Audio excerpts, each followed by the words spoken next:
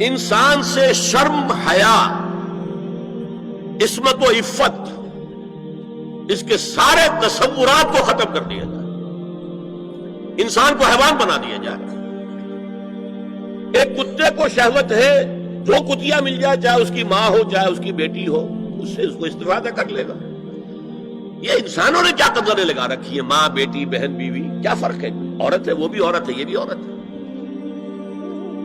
اور خاندانی نظام کی جڑیں کھود ڈالی جائیں، گویا کہ انسان حیوان بن جائے۔ اور یہ نوٹ کر لیجئے پلیز کہ یہود کی جو ایک تو کتاب ہے تورات، ایک ہے تالمود۔ تالمود ان کی فقہ کی کتاب ہے۔